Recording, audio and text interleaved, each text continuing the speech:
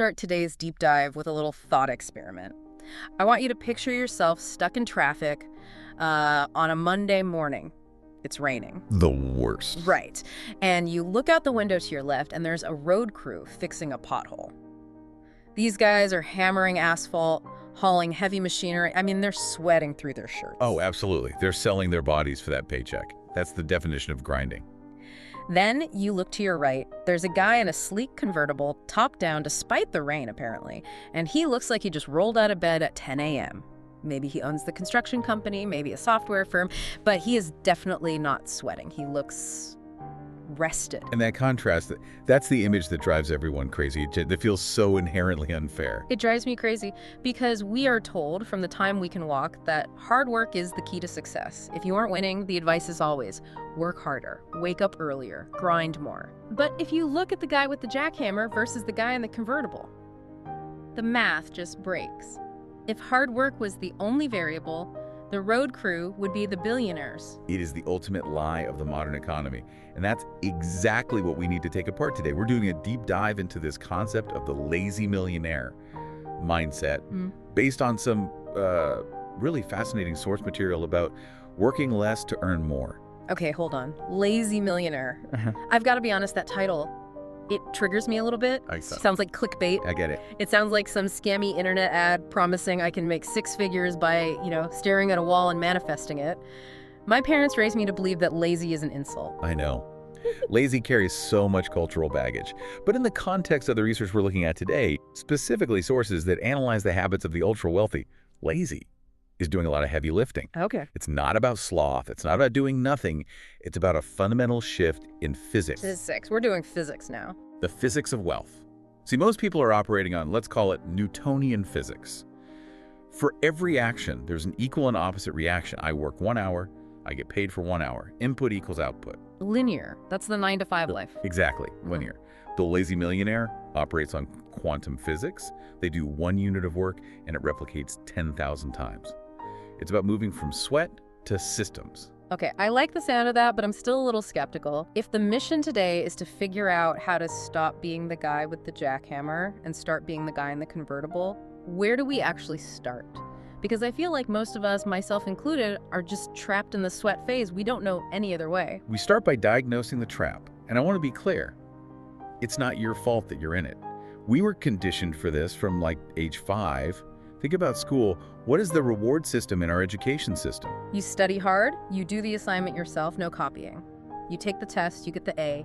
Individual effort equals individual reward. Precisely. It's a factory worker training program. Sit still, do the work assigned to you, get the gold star. That model works perfectly for survival. If you want to keep the lights on and have a steady job, hard work is great. But the sources we're analyzing argue that hard work is actually a ceiling. A ceiling. I always thought hard work was the ladder. It's a ladder with a top rung that isn't very high because you don't scale. There are only 24 hours in your day. I don't care if you're Elon Musk or the guy fixing the road, you both cap out at 24 hours. Right. If your income is tied to your time, you have a mathematical limit on your life. You can never earn more than 24 hours worth of value. This reminds me of that historical comparison the source material made, the royals versus the peasants. But isn't that just about privilege? Well, let's look at the mechanics of it. In the Middle Ages, you had peasants working 16 hours a day in the fields. Back-breaking labor. Did they ever become the king? No, they just died tired. Meanwhile, the royal family maintained generational wealth for centuries. Why? Was the king waking up earlier than the farmer? Was he plowing the field faster? Definitely not. He was probably drinking wine and playing chess. But he owned the land. He owned the system. That's the key. He owned the tax structure, the trade routes, the land deeds. The peasants were the labor, the royals were the architects. And today, we don't have kings and peasants in the same way, but we have the same dynamic. We have time sellers and system builders. Okay, but let's play devil's advocate here. It's easy to say be the king, but most of us are, teachers, accountants, middle managers. We can't just own the land. We don't have the capital.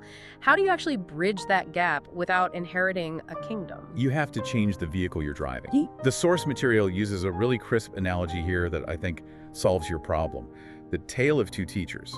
This really clarifies the difference between a job and a system. Lay it on me. I'm ready to be schooled. So teacher A is the hard worker. She's amazing. She stays late, she grades papers on weekends, she pours her heart into her class of 30 students. That was every good teacher I ever had, and they were usually exhausted. Right, but look at her economics. If she gets the flu and can't show up, what happens? The teaching stops, and if she's hourly, the money stops. And she can't teach 500 students. Yeah. Physically, they won't fit in the room, and she would lose her voice. She's capped. Now look at Teacher B. Teacher B has the exact same knowledge. But instead of lecturing in a room, she spends her summer recording her curriculum into a series of high-quality videos. She builds a website. She creates digital worksheets. She builds a course. She builds a product. Now she puts that online. She goes to sleep. While she is sleeping, a student in Tokyo buys the course. A student in London watches the second module. She's decoupled her time from the result. Precisely. She did the work once. That's the lazy part. She worked hard in July to build the asset, but in August, September, and October, the asset is working for her. Teacher A has to reteach the same lesson every single year until she retires. Wow. Teacher B teaches it once and lets the internet repeat it forever. That's the key distinction, isn't it? Effort once, reward repeatedly. That is the mantra. If you are doing something today that you will have to do again tomorrow to get paid, you are in the trap. You are renting your time, not building equity. That's a painful realization for a lot of people listening right now. It feels like we've been playing the game on hard mode without realizing there's an easy mode. It should be uncomfortable. Growth is uncomfortable.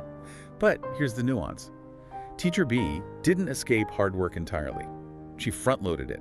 She worked incredibly hard to build the system so she wouldn't have to work hard later. But here's the rub, and I think this is where people get stuck. Building that course, that system, is risky. It takes tech skills, marketing skills, maybe some money. It's not like you just snap your fingers. What if she makes the course and nobody buys it? You've hit on the two biggest barriers, the mechanism of leverage and the psychology of fear. Let's start with leverage. Leverage. That is a word finance bros love to throw around until it loses all meaning.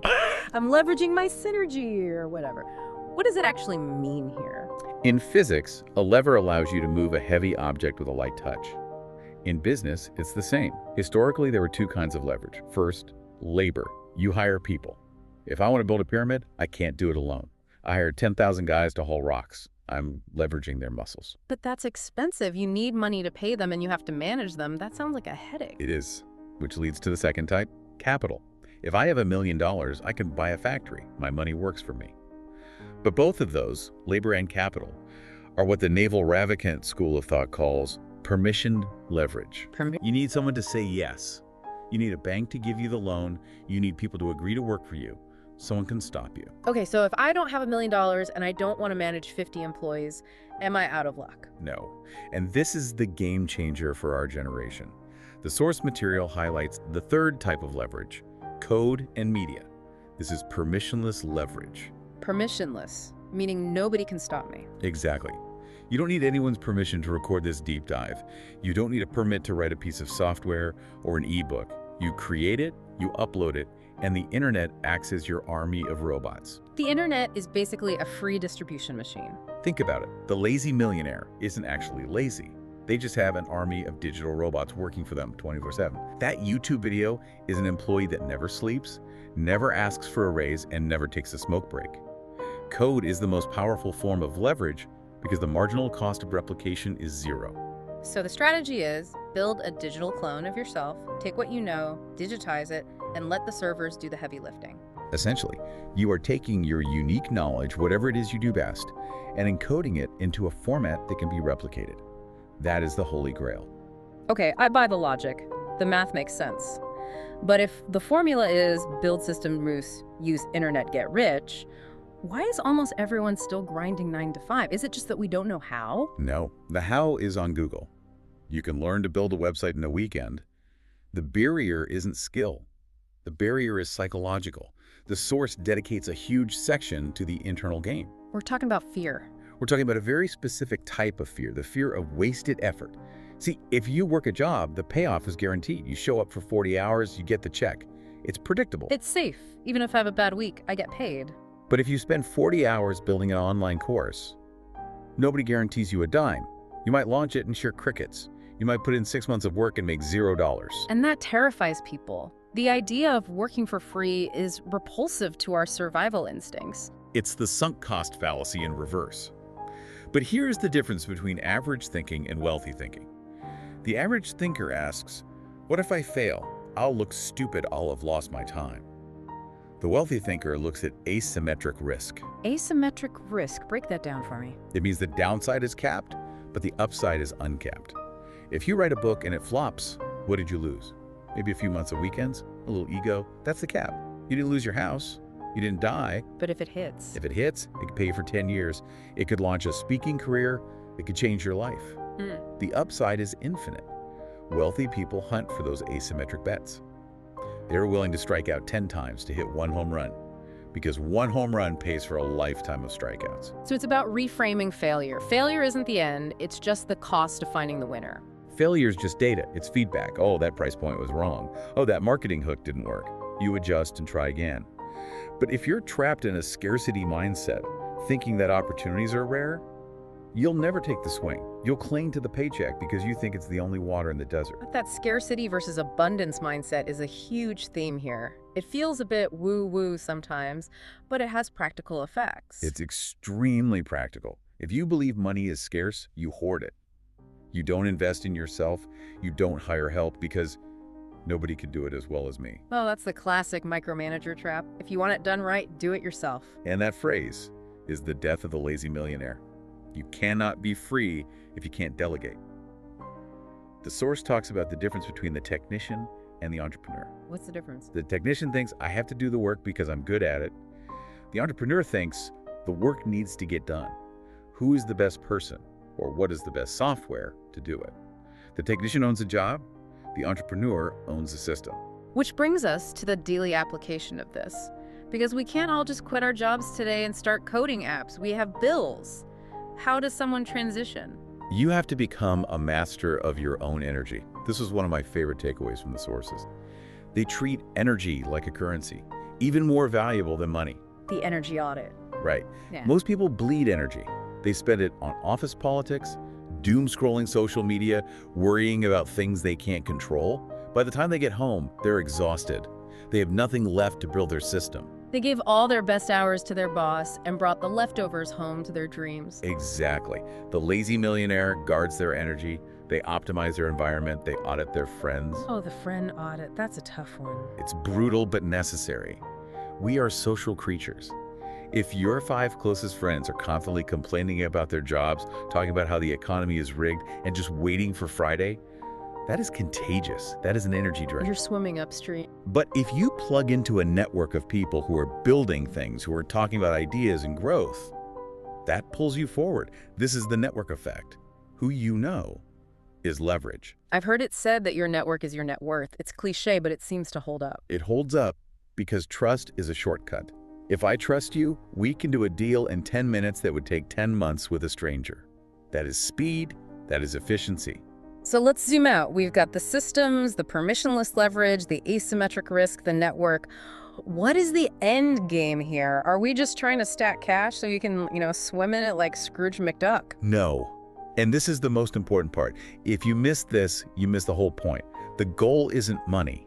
The goal is time freedom. Buying back your time. There is a massive difference between being rich and being wealthy. Think about a brain surgeon who makes $2 million a year. Sounds rich to me. But he has to be on call 24/7.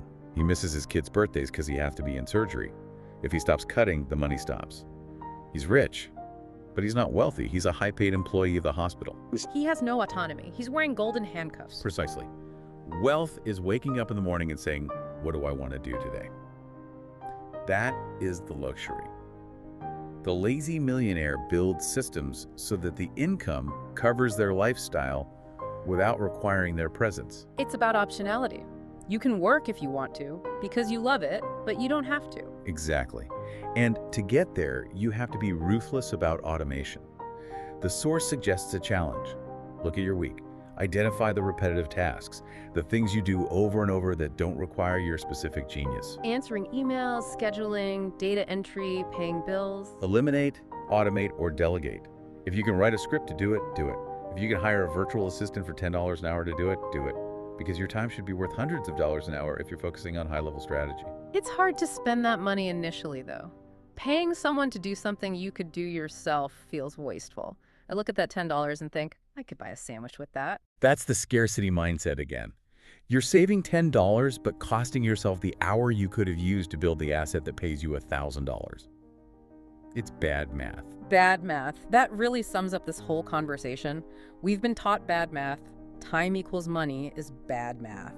It's math for the Industrial Revolution, not the digital revolution. So as we wrap this up, this is a lot to digest. We're asking people to rewire their entire view of work.